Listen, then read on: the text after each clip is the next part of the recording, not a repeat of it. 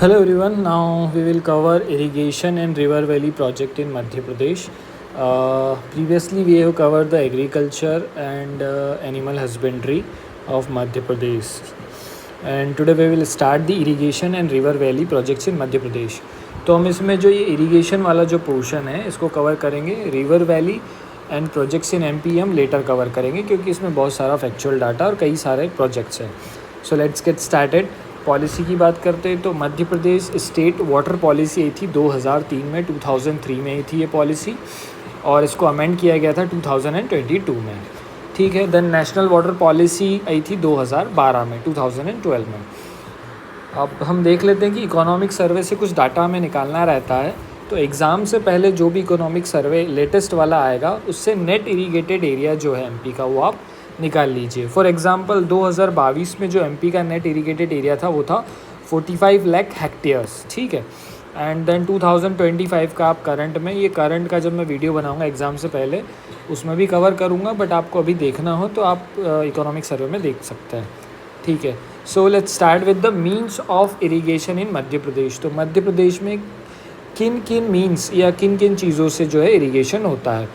First is wells and tubewells, मतलब कुआं और ट्यूबवेल, पता ही है आपको. Then second is canal and ponds and third is other sources. So wells और ट्यूबवेल से सबसे ज़्यादा इरीगेशन होता है, दैट इज़ 68.15% के आसपास. इसको आप 68% राउंड फिगर करके भी याद कर सकते हैं. कैनाल और पॉन्ड से होता है 22% के आसपास होता है, जिसमें 21% कैनाल से होता है, पॉन्ड से बचा हुआ 2.3% या उसके आसपास. अदर सोर्सेज तो 13 पॉइंट के आसपास अदर सोर्सेज से होता है. तो एग्ज़ाम में क्वेश्चन पूछ सकता है कि इंक्रीजिंग ऑर्डर और डिक्रीजिंग ऑर्डर या सबसे ज़्यादा इरीगेशन किससे होता है एमपी में. तो वेल्स एंड ट्यूबवेल सबसे पहले आएगा, देन कनाल्स आ जाएगी, canals and ponds, and then last is other sources. ना अदर सोर्सेज में क्या आ जाएगा, रिवर वाटर आ जाएगा, और ये सारी चीज़ें जो बची है वो सब अदर सोर्सेज में आ जाएगी. ना we will cover the first, that is wells and tubewells. ठीक है. सो वेल्स एंड ट्यूबवेल्स कौन कौन से एरिया में इनसे इरीगेशन होता है, तो मालवा, सतपुड़ा एंड नर्मदापुरम. अब वेल्स जो है, कुएं जो हैं, इनसे सबसे ज़्यादा इरीगेशन होता है मंदसौर में. ठीक है. इरीगेशन मंदसौर में होता है. बट ट्यूबवेल से सबसे ज़्यादा जो इरीगेशन है वो इंदौर में होता है. नंबर ऑफ़ ट्यूबवेल्स सबसे ज़्यादा कहाँ पे है, उज्जैन में है. डेंसिटी ऑफ ट्यूबवेल सबसे ज़्यादा कहाँ है, उज्जैन में है. और ट्यूबवेल से सबसे ज़्यादा इरीगेशन कहाँ होता है, इंदौर में होता है. और वेल से सबसे ज़्यादा इरीगेशन कहाँ होता है, मंदसौर में. तो ये कंफ्यूज मत होना फैक्ट्स में कि कहाँ क्या पूछ रहा है. अगर वो नंबर ऑफ ट्यूबवेल्स पूछ रहा है तो उज्जैन आएगा. डेंसिटी ऑफ ट्यूबवेल्स पूछ रहा है तो इंदौर आएगा. अगर वो पूछ रहा है कि इरीगेशन ट्यूबवेल से सबसे ज़्यादा कहाँ होता है तो इंदौर आएगा. अगर वो पूछ रहा है कि वेल से इरीगेशन सबसे ज़्यादा कहाँ होता है तो मंदसौर आएगा. ठीक है. Next is canals. So first canal of MP, जो एमपी की पहली कनाल है वो 1923 में बालाघाट डिस्ट्रिक्ट में बनी थी, वेनगंगा रिवर में. ये टॉपिक हम रिवर में कवर कर चुके हैं और वहाँ पे हमने देखा था. Second is canals. तो कनाल्स से सबसे ज़्यादा इरीगेशन कहाँ होता है, दैट इज़ होशंगाबाद, और the new name is Narmadapuram, और यहाँ पर तवा कनाल है. ठीक है. So this is about canal. Now third is ponds. अब पॉन्ड्स की बात करेंगे तो पॉन्ड्स जो है वो बालाघाट और सिवनी के आसपास सबसे ज़्यादा इरीगेशन होता है पॉन्ड से, लेकिन बालाघाट स्पेसिफिक आंसर होगा पॉन्ड्स के लिए. अब जो चंदेल डायनेस्टी थी, चंदेला डायनेस्टी ने खजुराहो में पॉन्ड्स का कंस्ट्रक्शन स्टार्ट किया था. यह पहला कंस्ट्रक्शन इन्होंने ही करवाया था. फिर पॉन्ड से रिलेटेड एक योजना है, दैट इज़ बलराम ताल योजना. ये जो बलराम ताल योजना है 2007 में आई थी और इससे पॉन्ड्स का कंस्ट्रक्शन करवाना था. एक और स्कीम है तालाब जोड़ो प्रोजेक्ट, जो कि टिकमगढ़ से स्टार्ट हुई थी. तो ये facts about the ponds. Second is other sources. तो अदर सोर्सेज में रिवर आ जाएगी, और कोई अगर प्रोजेक्ट होगा तो वो आ जाएगा. उसके बाद में ट्रेडिशनल मेथड्स कुछ होंगे तो वो आ जाएंगे. और सबसे ज़्यादा अदर मीन्स से इरीगेशन जो होता है वो विदिशा में होता है.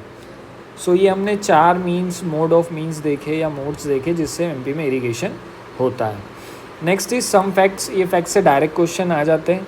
इन 1927 फर्स्ट डैम ऑफ एमपी जो था वो पगारा डैम बना, एमपी का पहला डैम आसान रिवर पर, और ये मुरैना डिस्ट्रिक्ट में बना था 1927 में. 1905 में सिंधिया रूलर ने एक इरिगेशन डिपार्टमेंट बनाया था. तो ये पूछा जा सकता है कि फर्स्ट इरिगेशन डिपार्टमेंट कब बना, 1905 में. किसने बनाया, तो सिंधिया रूलर्स ने बनवाया था. In 1923 first canal project of Madhya Pradesh was installed and on the river Wainganga river पे बना और ये बालाघाट डिस्ट्रिक्ट में है. Now most irrigated district of Madhya Pradesh. तो यहाँ से ये थोड़े से अब इंपॉर्टेंट क्वेश्चन स्टार्ट होते हैं कि most irrigated district of Madhya Pradesh. Irrigated district of Madhya Pradesh तो कौन है, वो है Gwalior. Now least irrigated district of Madhya Pradesh कौन है, डिंडोरी. ठीक है, ये ओवरऑल पूछ रहा है, बट अगर परसेंटेज की बात करेंगे तो फिर ये डाटा चेंज हो जाएगा, अभी हम देखेंगे आगे. नाउ जल अभिषेक अभियान जो था it is started on 2006 sorry started 2006 में स्टार्ट हुआ था. ओके. नाउ बलराम ताल योजना जो है ये 2007 में आई थी और इसमें पॉन्ड्स का कंस्ट्रक्शन करना था. Most irrigated area in the percentage के टर्म्स में कौन है, तो वो है दतिया. और least irrigated in terms of percentage वो है डिंडोरी. तो डिंडोरी परसेंटेज के टर्म्स में और ओवरऑल टर्म्स में जो है सबसे कम इरीगेशन यही होता है. ओवरऑल टर्म्स में सबसे ज़्यादा इरीगेशन ग्वालियर से होता है और परसेंटेज के टर्म्स में ही होता है दतिया में. Now highest underground water reservoir. तो जो वाटर रिजर्व है, अंडरग्राउंड वाटर रिजर्व हाईएस्ट कहाँ पे, नर्मदापुरम में है and least is at Burhanpur में है. Most irrigated crop of Madhya Pradesh. सबसे ज़्यादा इरीगेशन मतलब सिंचित फसल कौन सी है जहाँ मतलब सबसे ज़्यादा पानी दिया जाता है, जिसको जो व्हीट है. ये क्वेश्चन पूछा गया है. वाटर रिसोर्स डिपार्टमेंट बना था 1956 में, हेडेड एट भोपाल. नाउ अब ये हम चार्ट से देख लेते हैं इरीगेशन. तो ये नंबर की जगह हम ओवरऑल देख लेते हैं. तो ओवरऑल अगर देखें तो सबसे ज़्यादा इरीगेटेड एरिया है ग्वालियर का और सबसे कम है डिंडोरी का. परसेंटेज के टर्म्स में देखेंगे तो दतिया का परसेंटेज के टर्म्स में सबसे ज़्यादा इरीगेटेड एरिया है और डिंडोरी का परसेंटेज के टर्म्स में सबसे कम है. तो डिंडोरी परसेंटेज और ओवरऑल दोनों में कम आता है, बट परसेंटेज में यहाँ दतिया है और ओवरऑल में ग्वालियर है. नर्मदा कंट्रोल अथॉरिटी बनी थी 1980 को. इसको ये कंट्रोल से याद रख लो कि सी में ओ आता है तो लास्ट में ज़ीरो आएगा, तो ये 1980. ठीक है. Now MP irrigation lift corporation बना था 1976 में. सो ये कुछ फैक्ट्स थे इरीगेशन से रिलेटेड. ये इरीगेशन जो हमारा टॉपिक था ये कंप्लीट हो चुका है. अब नेक्स्ट टॉपिक में हम जो रिवर वैली प्रोजेक्ट्स हैं वो देखेंगे. वो कई सारे हैं तो मैं उसकी लिस्ट लगा के आपको एक्सप्लेन कर दूँगा. Thank you.